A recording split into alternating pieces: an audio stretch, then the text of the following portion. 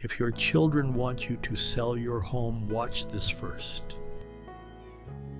3 months ago, Priscilla Doyle's 2 adult children began a quiet, coordinated campaign to convince her to sell the house she's lived in for 41 years.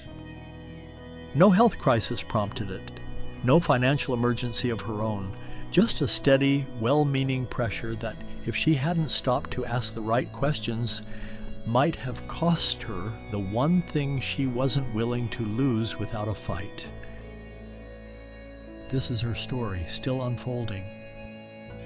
Priscilla is 74, a retired nurse who spent 30 years working the pediatric floor of a regional hospital in a small Kansas town, widowed 9 years ago when her husband Harold died of a heart attack while working in the garage. She lives alone in the same 3-bedroom house where she raised her 2 children, a house Harold helped her buy the year before their son Gregory was born, paid off in full for over a decade now, worth considerably more today than either of them ever imagined it would be.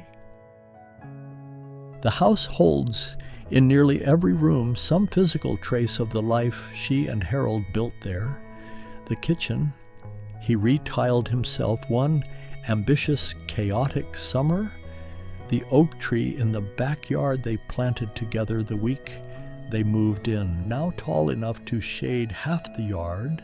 The small workshop off the garage, where Harold spent countless weekend afternoons, still smelling faintly of sawdust and machine oil, nearly a decade after his death. Priscilla has never found the idea of leaving that house simply practical or impractical. It has always felt to her like leaving behind a physical record of an entire marriage, one she isn't willing to abandon without genuinely understanding why she'd need to. By any objective measure, Priscilla is doing well. She walks 2 miles most mornings, still drives herself everywhere without incident, gardens actively in the spring and summer, and recently passed a full physical with results her doctor described as excellent for a woman her age, or frankly, for a woman considerably younger. There is no medical crisis behind this story. No fall, no diagnosis, no frightening night alone.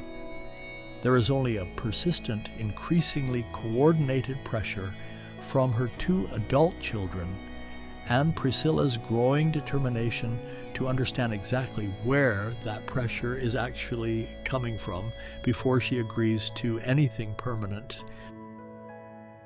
It began, as far as Priscilla can trace it back, roughly 3 months ago during an otherwise ordinary Sunday dinner with her son Gregory, 48, an insurance adjuster who lived about 40 minutes away with his wife and 2 teenage children. "Mom, have you thought at all about what this house is actually worth right now?" Gregory asked somewhat abruptly over dessert. "The market in this area has really taken off the past couple years. If you sold now and invested the proceeds properly, you'd have a far more comfortable income than what you're living on with just your pension." Priscilla, caught somewhat off guard, gave a non-committal answer, assuming the comment was simply idle observation rather than the opening move of something larger. She would come to understand over the following weeks that it was very much the latter. Looking back on that dinner later, Priscilla would recall a small detail she hadn't registered as significant at the time. The way Gregory had glanced briefly at his wife, Diane, before raising the subject, as though checking for some kind of silent go-ahead. It was the sort of tiny, easily missed moment that only became meaningful in hindsight, once Priscilla understood there was considerably more behind her son's sudden interest in her home's market value than simple filial concern for her comfortable retirement. Her daughter, Melissa, 44, a physical therapist living roughly 2 hours away, raised the subject independently just 11 days later during a phone call that started, as most of their calls did, with easy, affectionate conversation about the grandchildren and Melissa's recent work schedule. "Mom, I've been thinking," Melissa said, her tone shifting into something more careful, more prepared. "That house is just so much for you to manage alone.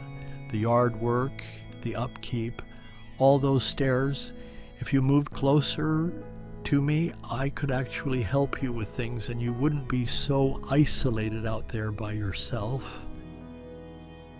Priscilla noticed, even in that first conversation, a specific word Melissa used that stayed with her afterward: isolated, a word that didn't actually match Priscilla's own daily experience of her life at all. She had her walking group, her church, Frank next door, an active calendar of her own choosing. She did not feel isolated. She felt, if anything, exactly as connected to her community as she had felt for the past several decades. Over the following weeks, the requests continued, arriving separately from each of her 2 children, but caring. Priscilla began to notice a strikingly similar underlying urgency, as though both conversations had somehow originated from the very same script. "Mom, the market's favorable right now, but that won't last forever," Gregory said. During one particular call, his tone carrying a note of genuine financial anxiety that Priscilla found herself puzzling over privately, unable to quite place its source.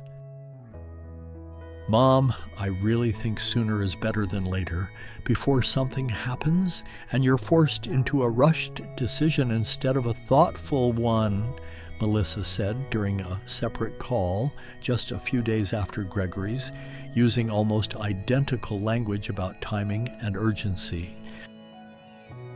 It was Priscilla's next-door neighbor, Frank, 76, himself a widower, who had weathered a remarkably similar pressure campaign from his own children nearly a decade earlier, who first helped her name what she was actually experiencing. "You know, Priscilla, my kids did the exact same thing to me, almost word for word, about 8 years back," Frank said, leaning against the fence between their properties one afternoon while Priscilla watered her garden. "Same urgency, same, the market won't stay this good, same worry about me being alone out here. I almost caved. Glad I didn't, but I understand exactly why you're feeling pulled." "What made you not cave?" Priscilla asked. "I started asking questions instead of just answering theirs," Frank said. "Every single time one of them pushed, I'd ask something back. Eventually, the pushing got a lot less confident once they had to actually answer instead of just insist."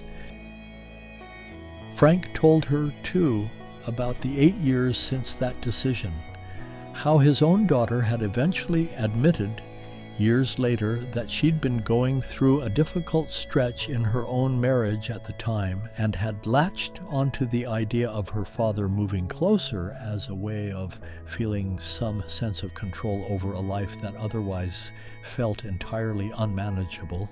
It had taken years for that particular truth to surface, and Frank often wondered how differently things might have gone if he'd simply agreed, back then, to the urgency everyone had insisted was so pressing. That conversation planted the seed of what would become, over the following weeks, Priscilla's own deliberate, methodical approach to the entire situation. Not simply resisting the pressure emotionally, but actively investigating the questions underneath it, one at a time, with the same careful, evidence-based thinking that had once made her an excellent nurse. The first question Priscilla learned to ask both of her children and of herself, was simple and turned out to be considerably harder for either of them to answer convincingly than she expected. Why now specifically? The next time Gregory raised the subject during another Sunday dinner, Priscilla asked him directly, "Gregory, why is this suddenly so urgent? I've lived in this house for 41 years. What's changed recently that makes this month, specifically, the right time to decide?" Gregory hesitated, visibly searching for an answer more substantial than the vague market timing argument he'd been leaning on. "I just think it makes sense to act while conditions are good, Mom. Waiting doesn't really help you." "But nothing has actually changed about my health, or my ability to manage the house, or any specific problem with the property itself," Priscilla pressed gently. "So the urgency is really just about market timing?" Gregory's answer grew noticeably less confident, circling back to generalities rather than anything concrete, and Priscilla noted with the same quiet attentiveness she'd once brought to observing a patient's symptoms that there was no actual emergency underneath the pressure at all. Only a manufactured sense of urgency that neither of her children had ever quite been able to justify with specifics when asked directly. The second question Priscilla began asking herself, more privately at first, was considerably more uncomfortable to sit with. Who benefits financially from this decision beyond me? She thought back over Gregory's specific arguments, always framed around investment returns, income optimization, the theoretical financial upside of converting home equity into liquid assets. She began to notice, turning the conversations over in her memory, that Gregory rarely discussed what she herself might actually want from a smaller living situation, focusing almost exclusively on the financial mechanics of the transaction itself. She called her younger sister June, who lived several states away and had always served as a useful, slightly removed sounding board for family matters, too tangled to think through entirely alone. "June, I keep noticing that Gregory talks about this almost entirely in terms of investment returns, barely ever about what I'd actually want day to day," Priscilla said. "Does that seem strange to you?" "Priscilla, has he mentioned anything about his own finances lately?" June asked carefully. Priscilla paused, genuinely searching her memory. "Not directly, but now that you mention it, he did seem oddly tense about money at Christmas, and Diane mentioned once that they were thinking about pulling the kids out of their private school, which surprised me at the time." The silence on the line carried its own kind of confirmation. Neither of them said the uncomfortable thing directly in that call, but the seed of the question had been planted clearly enough that Priscilla couldn't easily set it back down again. She thought, in the days following that call with June, about other small details from recent months that she'd noticed without fully registering at the time. Gregory declining to join a family trip he would normally have jumped at, a slightly forced cheerfulness in his voice whenever the subject of his job came up. The fact that he and Diane hadn't taken their usual summer vacation this year, citing vague scheduling conflicts that had never quite added up. None of these details alone proved anything. Together, they began to sketch a picture Priscilla wasn't yet ready to fully confront, but could no longer entirely ignore either. The third question required a considerably more delicate conversation this time with Melissa rather than Gregory. Is this concern actually about me or about someone else's fear?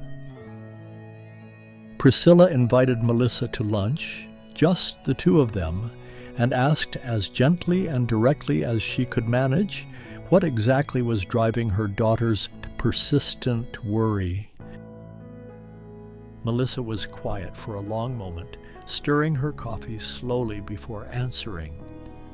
"Mom, do you remember when Rich's mother had that stroke 2 years ago?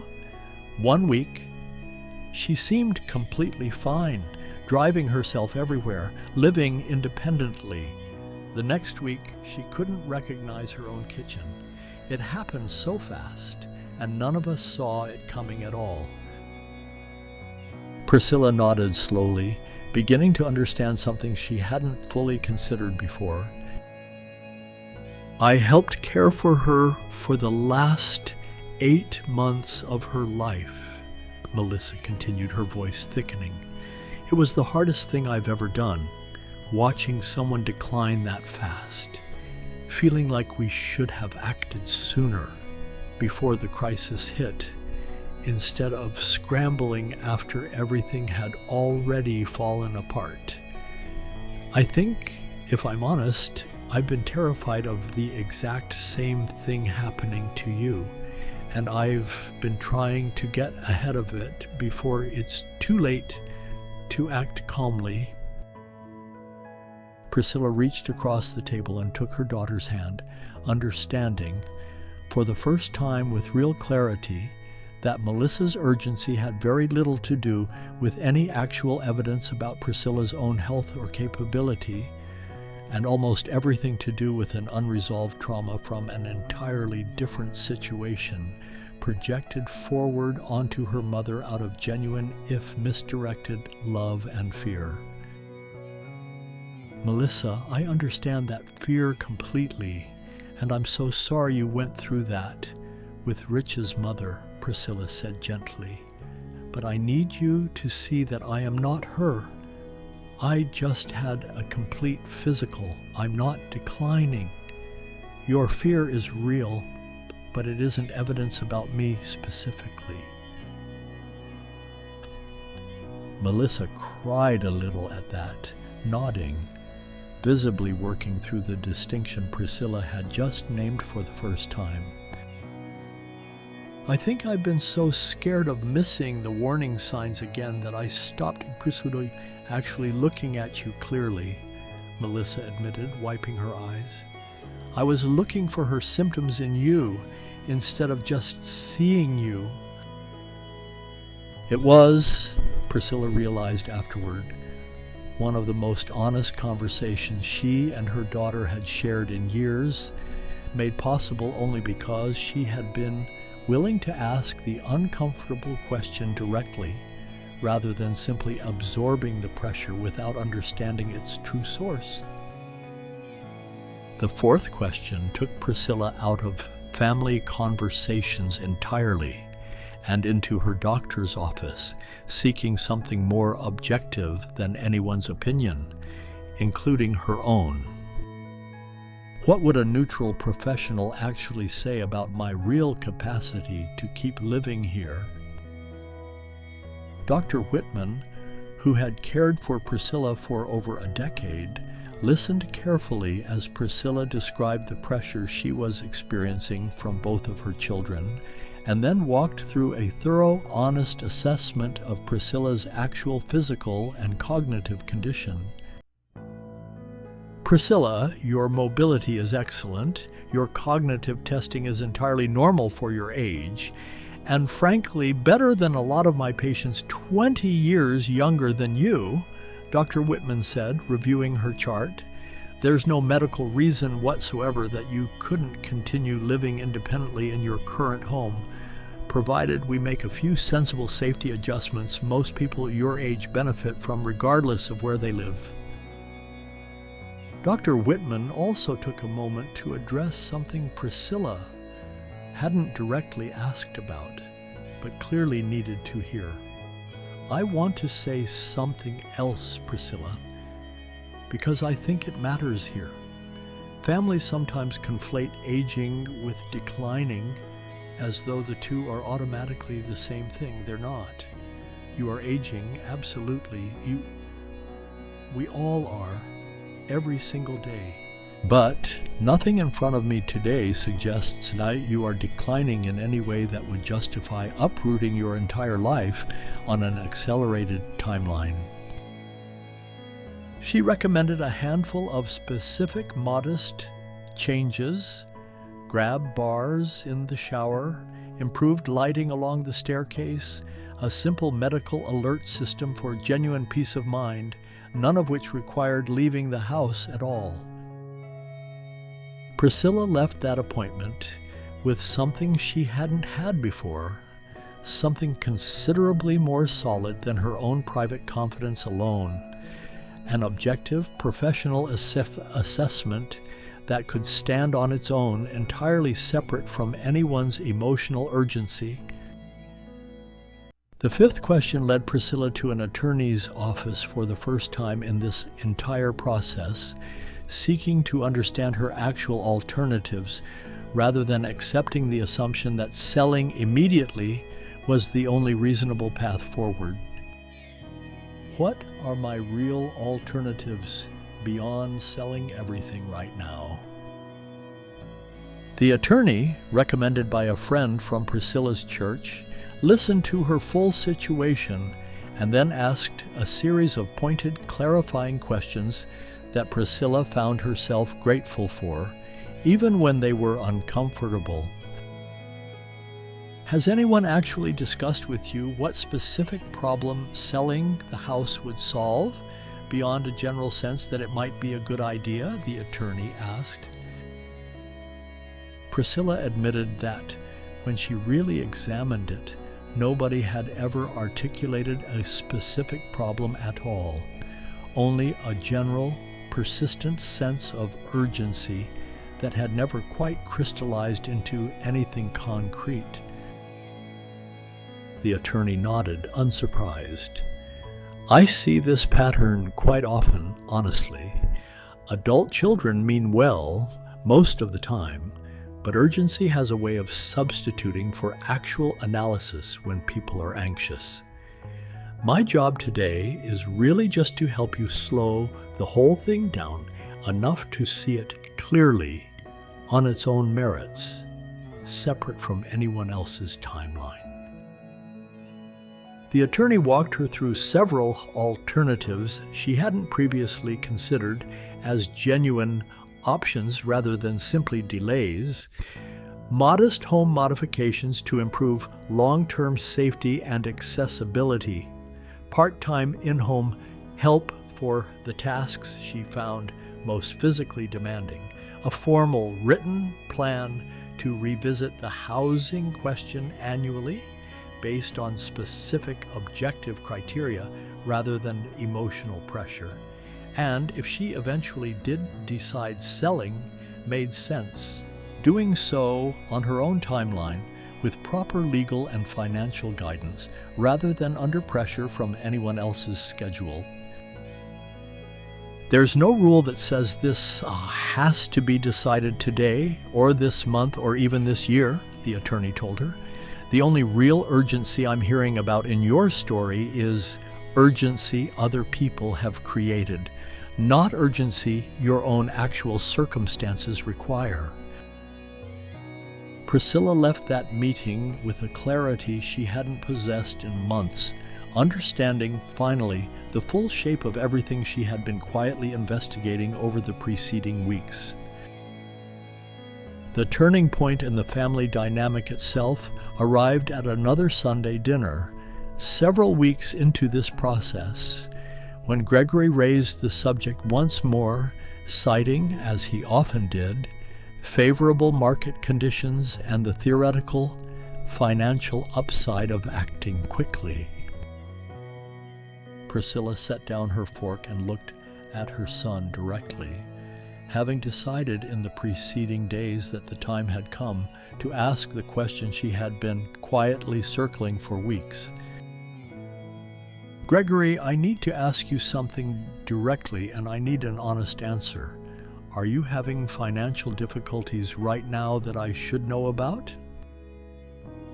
The silence that followed lasted long enough to answer the question almost entirely on its own before Gregory finally spoke. "Mom, yes, things have been tight for a while now. We're behind on a few payments. I wasn't trying to manipulate you exactly. I think some part of me was just hoping that if you sold the house, there might be some way you could help us out, the way you've always been generous with us before. I never let myself say that out loud, even to myself, but sitting here right now, I think that's honestly been part of it." Diane, sitting beside him, reached over and took his hand, and Priscilla could see in her daughter-in-law's expression a mixture of relief and quiet shame, the particular look of someone who had been carrying a family secret for months, grateful in some strange way that it had finally surfaced on its own rather than continuing to fester silently underneath every family gathering. Priscilla felt something complicated move through her. Not quite anger, though there was some of that too, mixed with a genuine, aching sympathy for her son's obvious shame and struggle. "Gregory, I love you and I want to help you if I can," she said carefully. "But that has to be its own honest conversation about your actual situation, not something hidden underneath pressure about my house. Those are two completely separate problems, and tangling them together isn't fair to either of us." Gregory nodded, visibly relieved in some strange way to finally have the unspoken motivation named directly rather than carried silently underneath every conversation about his mother's housing situation. In the weeks that followed, Priscilla made her decision, communicated clearly and calmly to both of her children rather than announced as a reaction to conflict. She would remain in her home for now, implementing Dr. Whitman's recommended safety modifications and looking into modest part-time help for yard work and his heavier household tasks. She would formally revisit the housing decision once a year, each time evaluating specific objective criteria: her health, her mobility, her genuine day-to-day experience of managing the house, rather than responding to whatever emotional pressure happened to be circulating that particular season. She wrote the criteria down herself in a simple document she shared with both Gregory and Melissa, so that any future conversation about the house could be grounded in something concrete rather than vague impressions or renewed anxiety. If her mobility declined significantly, if a specific safety incident occurred, if maintaining the house became a genuine daily burden rather than a manageable one, these were the kinds of markers that would prompt her to seriously reconsider not a favorable housing market or a relative's unspoken financial hope. Both of her children, reading through the document together at her kitchen table, seemed to find something reassuring in its clarity, a shared framework that replaced ongoing tension with an actual plan everyone could understand and trust.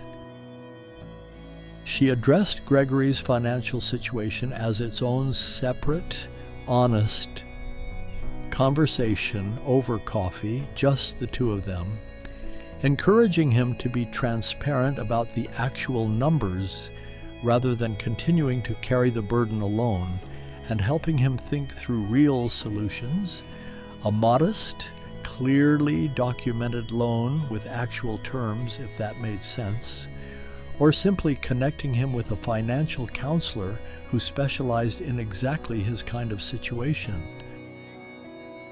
That conversation, difficult as it was, ultimately brought a kind of relief to both of them, Gregory admitted, once the pressure of hiding the situation had lifted, that he'd been losing sleep for months over the mounting bills, terrified of admitting the full scope of it to anyone, including Diane at first.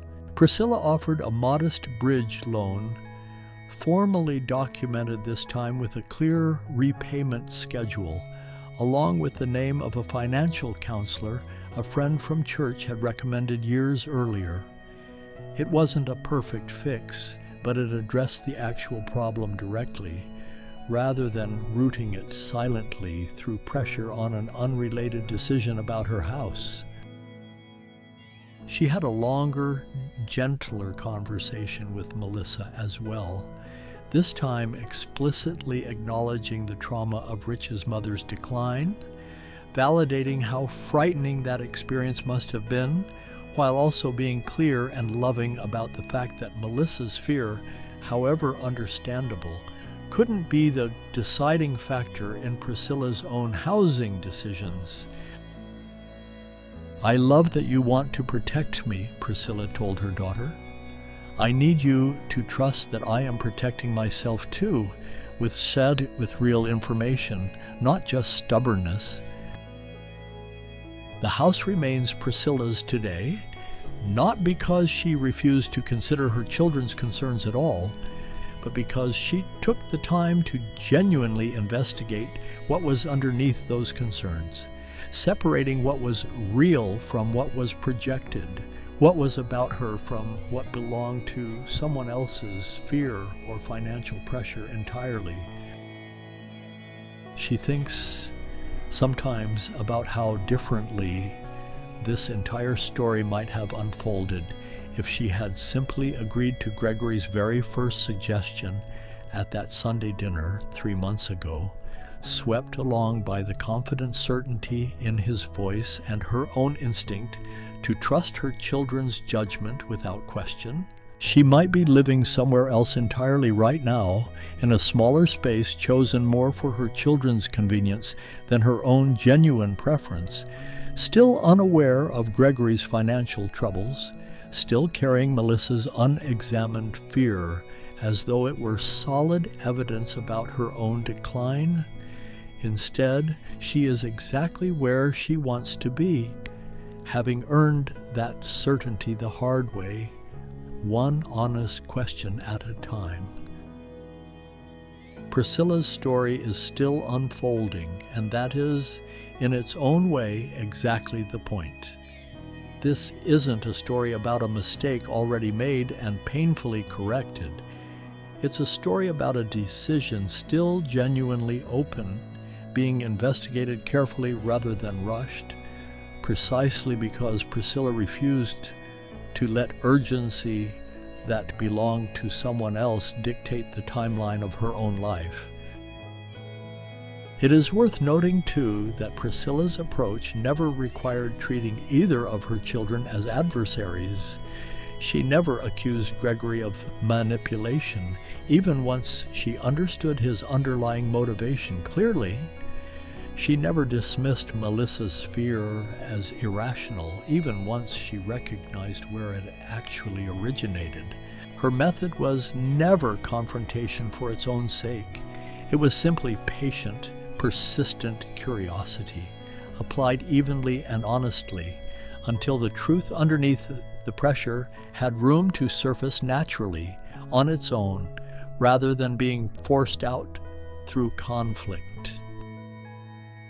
If your children are pressuring you to sell your home, here is what Priscilla's experience can teach us. Always ask why now, specifically, when facing pressure toward a big, urgent financial decision. Artificial urgency, unconnected to any real change in your own circumstances, is one of the clearest warning signs worth paying attention to. Investigate who else benefits financially beyond you from any major decision being suggested about your property or assets. That question alone can reveal motivations that aren't always spoken directly out loud. Learn to separate genuine concern for you from someone else's personal fear or trauma being projected onto your situation. Both deserve compassion, but only one should actually drive your decision.